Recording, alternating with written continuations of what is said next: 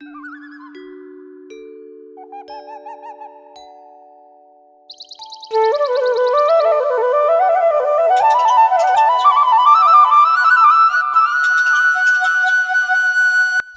গৈছিলি? এই পথাৰত গৈছিলোঁ, কিবা কাম অলপ আছিলে।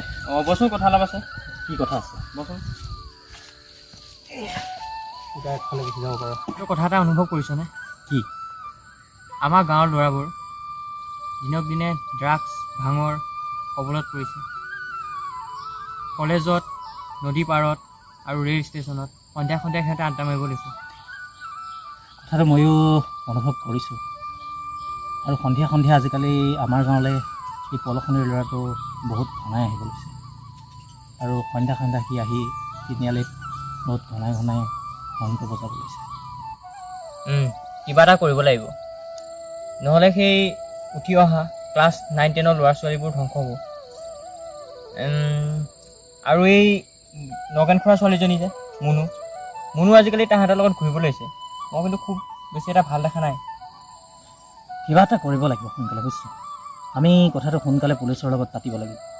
আৰু কথাটো পুলিচৰ লগত পাতি সোনকালে এই পলখনিৰ ল'ৰাটোক পুলিচক গতাই দিব লাগিব, নহ'লে এই পোৱালিবোৰ ধ্বংস হৈ যাব।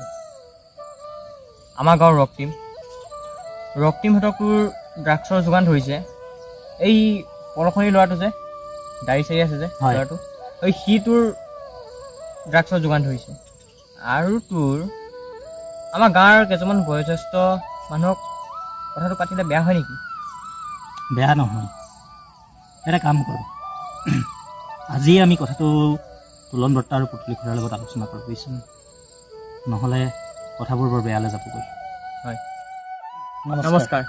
ৰক্তাক্ত এখন অসমীয়া ছবি মানৱ অসমৰ দ্বাৰা পৰিচালিত সমগ্ৰ ড্ৰাগছ বিৰোধী অভিযানৰ আলম লৈ আৰু সকলো নৱপ্ৰজন্মক ড্ৰাগছৰ পৰা মুক্ত কৰিবৰ বাবে আমি এই ছবিখনৰ দ্বাৰা এক অভিযান আৰম্ভ কৰিব ওলাইছোঁ। অহা 15 ছেপ্টেম্বৰৰ পৰা বিশ্বনাথ আৰু চতিয়াৰ বিভিন্ন ঠাইত আমি চিত্ৰগ্ৰহণ আৰম্ভ কৰিম। আৰু লগতে লক্ষ্মী পূজাৰ সময়ত আপোনালোকৰ মাজলৈ এই ছবিখন আমি উলিয়াই দিম। চাবলৈ নাপাহৰিব।